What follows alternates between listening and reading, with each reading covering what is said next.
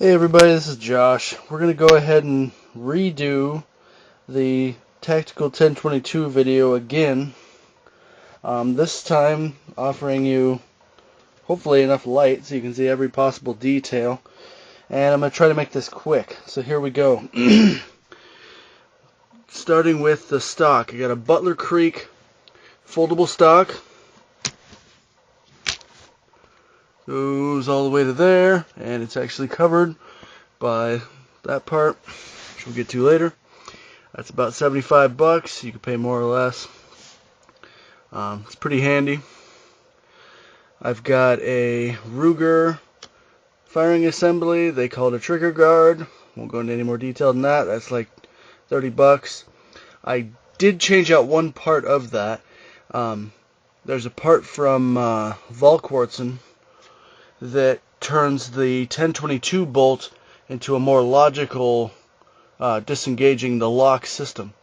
With this one, you just yank it back and it drops it, as opposed to the old way where you had to actually reach down here and fiddle around with it.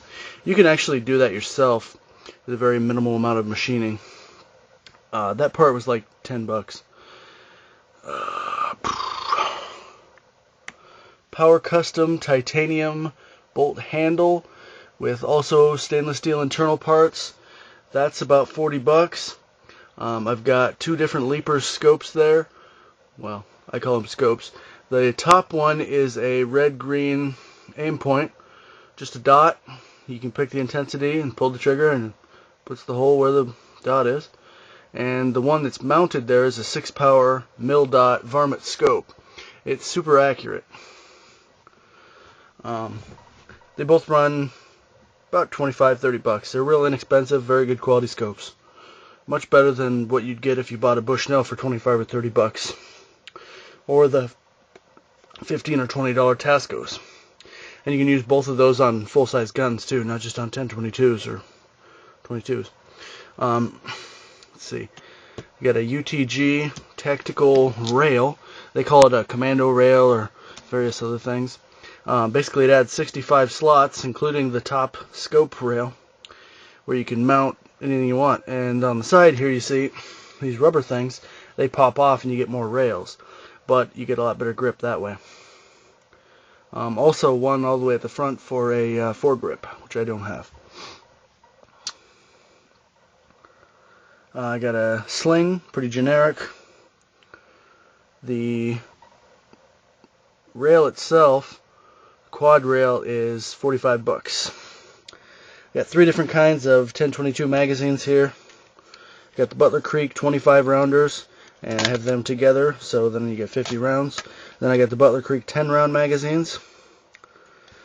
Pretty much it's like everybody else's 10 round magazine. It does not use the rotary system.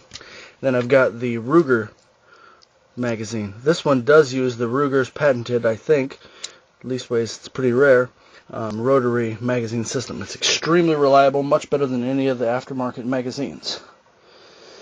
Like $15 for the Ruger magazines, 25 or 30 for the 25 rounders, and 10 to 15 for the 10 rounder.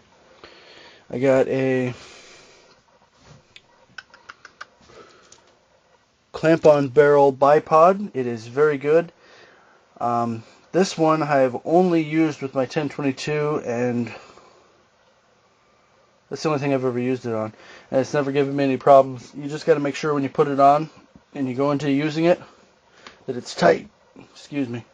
If it isn't tight, when you start firing the gun, it'll loosen itself up and just pop open. They're pretty cheap, $30-40. And it just mounts on the barrel. Some people don't like that. I'm really not going to argue with anybody about it. It works just fine on this one. On the front here, I've got a UTG. It's a 95 lumen room illuminator. It's a very good front light. The way I have it mounted on there, when you hit that light, it also illuminates the front sight, which makes it like bright yellow or gold. It's really good for dark shooting. You can really pick up that target quick. It's cheap, $20-30, if I forgot to say it. On the front there, I've got an NC Star muzzle brake. They call it a muzzle brake. by military nomenclature, if there was one for the 1022 rifle, it would be called a flash hider. There isn't a muzzle flash on a 1022 to speak of, so it really doesn't matter. And the purpose of a muzzle brake is to push the gases out in a direction that makes the barrel go down, as opposed to the barrel just wanting to go up, which is the normal way of things. This one kind of makes it go out in a circle, and it reduces recoil in more powerful weapons. It does work on this one. I couldn't tell you how well. But anyways, that was like 15 or 20 bucks. That should be everything. Hopefully this video was informative and shows you how versatile the 1022 can be. This particular gun, in its configuration right now, will shoot easy 1-inch patterns.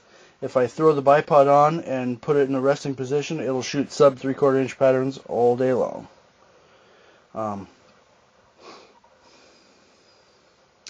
That pretty much sums everything up. All right.